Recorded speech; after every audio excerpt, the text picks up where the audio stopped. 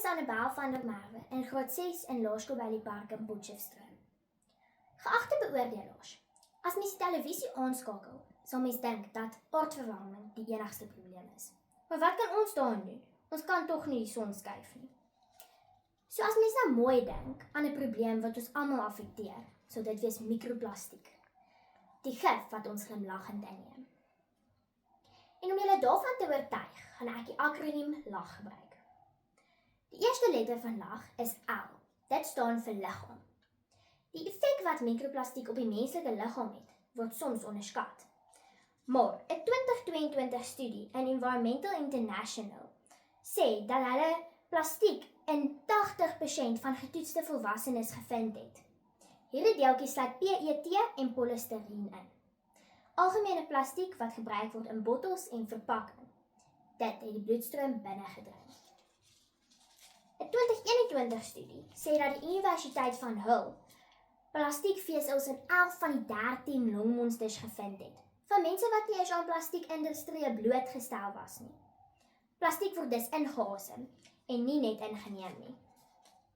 2023 sê die Mediese Universiteit van Wene dat mikroplastiek die bloed-breinversperring by muise kan oorsteek, wat die moontlikheid skep vir neurologiese skade by mense. Dit is skokkend. 'n Japaneese studie het gesê dat mikroplastiek in die menslike plasenta gevind is, wat beteken dat babas alreeds voor geboorte aan hierdie giftige deeltjies blootgestel was. Dit lei ons tot by die tweede letter van LAG, wat A is. Dit staan vir aksie. Daar's 'n wanopvatting dat 'n individu niks daaraan kan doen nie. Maar daar's egter bewyse dat in lande soos Rwanda en Kenia, waar plastieksakke verban is plastiekbesoedeling met meer as 80% verminder. En in Ierland het 'n klein belasting op plastieksakke daartoe gelei dat verbruik met 94% gedaal het binne 'n jaar.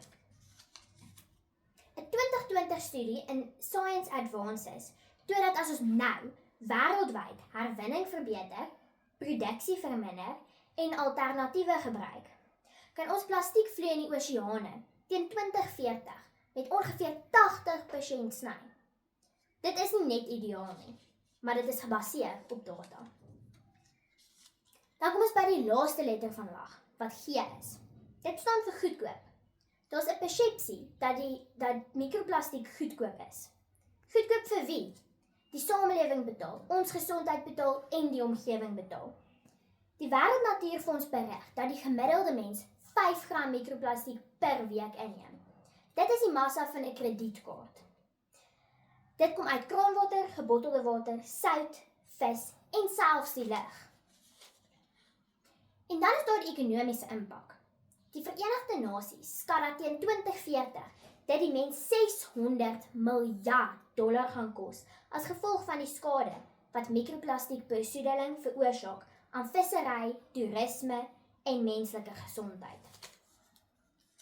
Selfs die oseane is besmet, want 'n onlangse verslag in Nature toon dat 97% van alle visspesies wat in die Middellandse See getoets is, plastiekdeeltjies in hul ingewande bevat. Selfs bier, heuning en rys bevat nou plastiekdeeltjies. Geen voedselketting is meer veilig nie. So as ons na hierdie 3 aspekte kyk, is dit so duidelik soos daglig dat mikroplastiek 'n probleem is.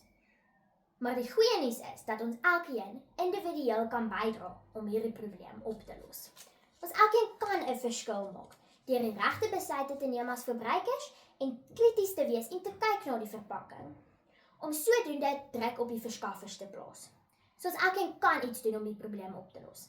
En ons kan dit nou doen om 'n beter toekoms vir ons kinders te verseker. Dankie.